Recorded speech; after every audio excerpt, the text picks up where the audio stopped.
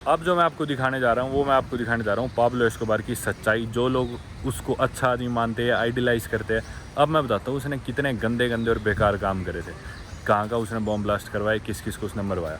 Even यहाँ पे एक कृष्णा टेम्पल भी था, हरे कृष्णा टेम्पल मेदेजीन में, उसने उसमें ही ब्लास्ट करवा दिया। मतलब वो हिंदुओं से भी नफरत करता था, इसलिए पाब्लो एस्कोबार ने हिंदू मंदिर में भी ब्लास्ट करवाया मेदेजीन में, हरे कृष्णा मंदिर में।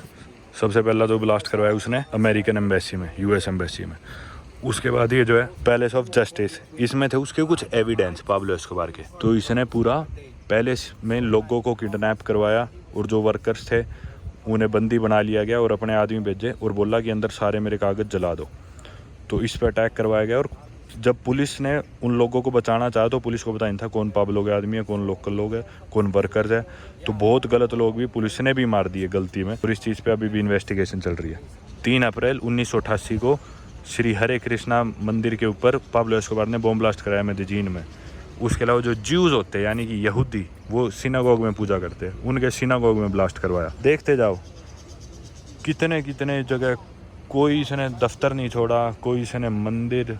ये देखो बैंक, ये बैंक में ब्लास्ट, मतलब देखो कोई बैंक, ये फिर से बैंक, ये कोई बैंक, कोई फार्मेसी, कुछ नहीं छोड़ा।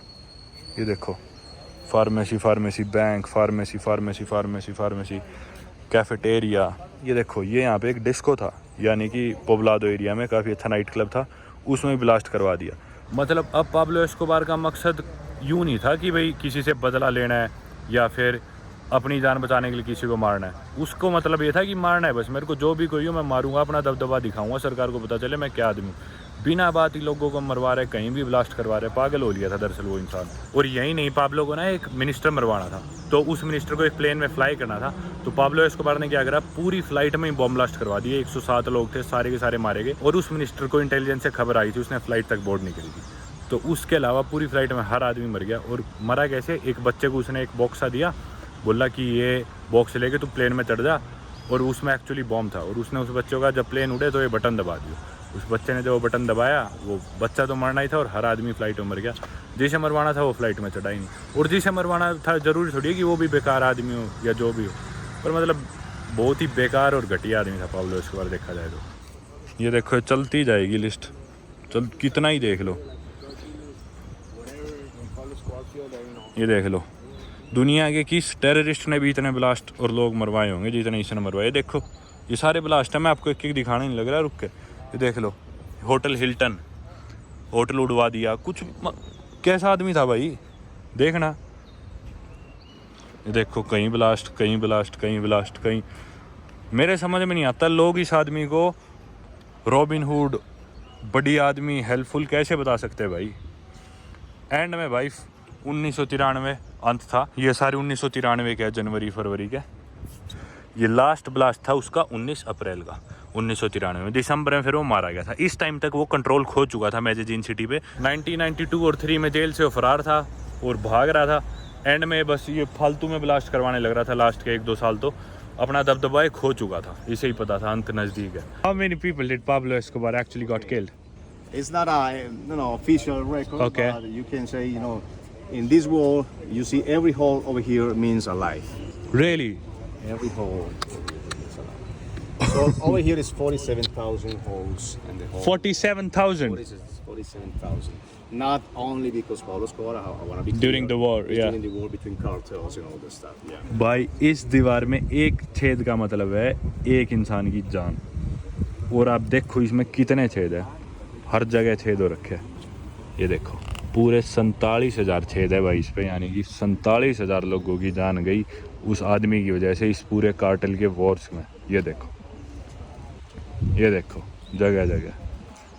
हाँ, अपने परिवार में एक आदमी के थोड़ा सिर दर्द भी हो जाए अपने, कितनी टेंशन हो जाती है। और वहीं समझ लो एक परिवार वाले की जान चली जाए किसी की, और एक नहीं है। देखो अब देखते जाओ कितनों की जान चली जाए। ये देख लो पूरी दीवार भर गई छेदों से। That's Pablo? Oh. Okay. Okay, so Pablo Escobar used to live in that house over there, not in the roof, not in the house in Okay. front. The boss of the special forces. Okay. So what happens at the moment when Pablo Escobar get shot? Okay. Yeah. These guys say, he used to have a clock, watch and a Rolex watch, and he stopped the clock at 3:15 afternoon. He Okay. said, "Okay, Pablo Escobar is dead. Viva Colombia." All right. Okay. So what happened after that? Everybody say, I killed Pablo. This guy, Steve Morris, say I killed Pablo Escobar. Those guys say I killed. Anyway, after that, he guys was a hero over here in Colombia. Everybody, this guy is a hero. Okay. This guy killed Pablo Escobar, or he or his special forces. Anyway, this guy run for the governor of Santander. Santander is close to Venezuela. Okay. Of course, this guy wins the governor over there. He was the governor, and in one point, this guy was under investigation because corruption and also nexus with the paramilitary forces. Okay. So in that moment, that guy go to the jail. So in jail, he confessed Pablo Escobar have one gun because he confessed he switched the guns because Pablo Escobar used to have a 22 millimeters glove, and he just showed 9 millimeters. That's a 6 hour. That's the special forces used to have a 9 millimeters 6 hour. Okay. Okay. The bullet in his head was 22 millimeters. You see, nobody have a 22 millimeters guns. Yeah. 7.65, and the guns, the nice 9 millimeters. Nobody have 22 millimeters. So that's the thing. The Yeah. family, Pablo Escobar brother, he's still alive. He say Pablo Escobar committed suicide. Pablo Escobar का जन्मदिन 1 दिसंबर को आता था और मरने के आखिरी दिनों के अंदर उसे समझ में आ गया था कि मेरा अंत अब नजदीक है, क्योंकि वो भाग रहा था पुलिस से, मेदेजिन में जगह छुप रहा था। तो उसने अपनी फैमिली को बोला कि तुम जर्मनी जाके पनाह ले लो, नहीं तुम्हें कोई ना कोई मार देगा, क्योंकि उसके पीछे और उसकी परिवार के पीछे लग लिए थे सारे दूसरे गैंग्स और इवन सरकार भी। तो पहले पाब्लो का लड़का और उसकी वाइफ फैमिली वो गए जर्मनी, पाब्लो नहीं, सिर्फ उसकी फैमिली, लेकिन जर्मनी ने उन्हें एक्सेप्ट नहीं किया, वापस भेज दिया। उसके बाद वो गए अर्जेंटीना, वहाँ भी उन्हें एक्सेप्ट नहीं किया तो वापस भेज दिया। उसके बाद पाब्लो बोला कि तुम सीधा जाओ मिलिट्री बेस में, तो वो जाके मिलिट्री के पास चले गए और डिप्रेशन में आ गया था पाब्लो। इसके बाद तंग हो लिया था भाग भाग के।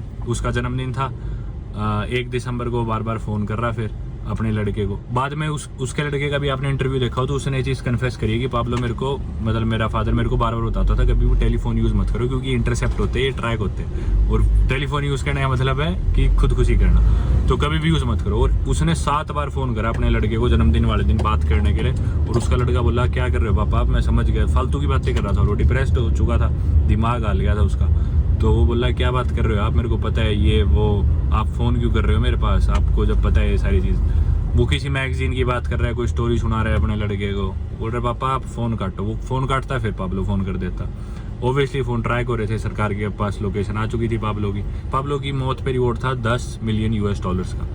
तो DIA और लॉस पेपेस, पैरामिलिट्री, सारे मिले हुए थे उसको मारने के लिए। इवन जो छोटे छोटे और जो राइवल गैंग्स थे उनको भी साथ मिले हुए थे। सरकार ने सोचा अभी अपना मोटिव है कि इसको ख़त्म करो, तो वो पहुँचे वहाँ पे और उसको मारा गया। तो कोई आदमी बोला मैंने मारा है, कोई बोला मैंने मारा है, अमेरिकन उससे बोलते हैं हमने मारा, DIA, कोलम्बियन बोलते हैं हमारे लोगों ने मारा।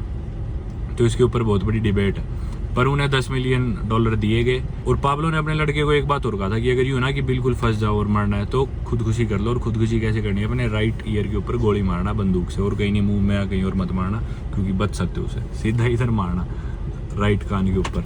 बाद में जब पाब्लो का पोस्टमार्टम हुआ उसमें गोलियों के जो निशान देखे गए तो देखा गया कि भी उसके 3 गोली लगी थी, एक तो शायद पैर में थी, एक कंधे में थी, और तीसरी थी इधर राइट ईयर के ऊपर। जो मेन गोली जिससे उसकी डेथ हुई है वो थी 22 मिलीमीटर की गोली। अब इस फोटो में आप देखो तो किसी के हाथ में भी 22 मीटर की रिवॉल्वर नहीं है, सबने राइफल ले रखी है या फिर दूसरी पिस्तौल है सबके पास। और फाइनली जिस आदमी ने मारा था ये बाद में गवर्नर भी बन गया, एक जगह का पॉपुलर हो गया, यहाँ का हीरो बन गया कि भी पाब्लो को मार दिया। लेकिन बाद में उसने जेल में कन्फेस किया कि भाई मैंने बंदूक चेंज करी थी और पाब्लो की गन ये थी, और वो जो गन थी वो थी 22 मिलीमीटर की मॉडिफाइड ग्लॉक। तो इससे साफ पता चलता है बेसिकली, आप थोड़ा भी दिमाग लगाओ तो पाब्लो ने खुद को ही गोली मारी थी उन आदमियों ने पैसे के चक्कर में। और क्योंकि सरकार ये चाहती नहीं थी कि बेसिकली उसने खुदकुशी कर ली, सरकार को तो ये दिखाना हमने मरवा दिया। तो ऑब्वियस सी बात है, पर प्रूफ करना अब आज के दिन ये मुश्किल है, पर थोड़ा सा भी दिमाग आप सेंस लगाओगे तो यही निकलता है कि उसने खुद को ही गोली मारी थी। और इस तरह से पाब्लो का अंत हो गया। 2-3 साल बहुत ज़्यादा दोबारा अनरेस्ट रहा, लोगों ने सोचा कि अब शांति आ जाएगी, पाब्लो तो मर गया, लेकिन नहीं, जब एक राजा मरता है तो हर आदमी राजा बनने की दौड़ में लग जाता है। तो वही हुआ, सारे गैंग्स आपस में और लड़ते झगड़ते गए, पर थोड़े टाइम बाद चीज़ें शांत हुई और अब मेदेजिन बहुत ही पहले से कंपैरिजन करें तो बहुत ही पीसफुल और सिक्योर जगह है पहले के मुकाबले। Have you ever seen someone getting stabbed or killed, or have you seen a dead body yourself in Medellin? Too many, yeah. Too many. Too many? Yeah. Yeah. My hometown, yeah, every day. When I was in school, every time I go to my school from my house, and I see every day. I see, not a Shootings. Yeah. But Oh. also close friends because they used to work for gangs or anything. So Really? every day I go. Did any of your close friends die? Yeah. Too many people. Too many? Too many people. वाह, तो ये नतीजा होता है ऐसी lifestyle जीने का